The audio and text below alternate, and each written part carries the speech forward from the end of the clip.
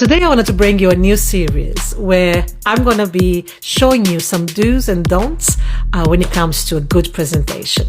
We all have to present at some point. Sometimes we have to even prepare a big speech, right? But in a day-to-day, if you work in any environment, if you are studying, if you're working, there will be a point where you have to present.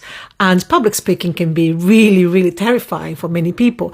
And some people, they feel confident, but even though for those who feel confident, it can be very daunting. At the moment you click play, I'm in the presenter mode, everything changes, even if you are a confident speaker. So one of the exercises that I always tell all my students is watch as many talks as you can. Watch other speakers, pay attention on the body language, the way, the tonality, their voices, the way they put together the words and the sentences, how they present, how they smile, how they breathe. So to start today, I bring you this clip from Dragon's Den, which is a fantastic show, by the way. If you are studying public speaking, if you are interested in public speaking, you've got to watch Dragon's Den, especially if you are an entrepreneur trying to looking to pitch an investor. Dragon's Den, it's like a school. You have to watch all the pitches and then figure out what works and what doesn't work. Today I bring you a clip from one of the shows. It's an old one, I think 5 or 6 years ago, where this opening, of her pitch, of her presentation is a no-no. So I want you guys to take a look and then I'll comment in a moment. So let's watch together. Okay, my name is Alex Hall. I'm the founder of The Big O. We're looking for £150,000 worth of investment for a 15% stake in our company.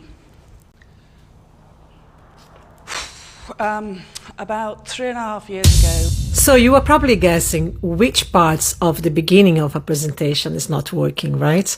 That is something that she's doing that gives a very uninterested, for some people even aggressive attitude, right? So when you start a presentation and you go, all right, okay, it's like, let's do this. Your body language is showing the audience that you are not really happy to be there in the first place. There are so many negative indications only by doing that with your breathing and your facial expressions and your body language. So avoid at any cost to start a presentation by going, right, so today we're going to talk about this, right? Don't do that. Okay, you want to start in a positive mode. You're going to look at the audience, smile, and maybe say hello, good evening, good morning. I'm thrilled to be here, right? So you always start in a positive note. And the smiling to the audience at the beginning of a presentation is something that opens up already. People are a little bit like, okay, someone pleasant is coming. It's going to be at least someone pleasant to watch, right? Then the second thing is, the second part of her intro, after that, she goes straight to the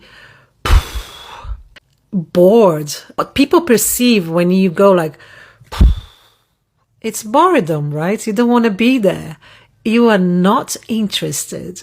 So why should they, right? So if you as a speaker, you are not interested in being there, or if you are creating excuses to be there, right? Some speakers, they say, oh, I'm sorry, I didn't prepare anything because, last night I went out with some friends. I got a bit drunk. I didn't have time to prepare. I mean, this kind of intros, they're horrible, because it's, number one, disrespectful towards the audience.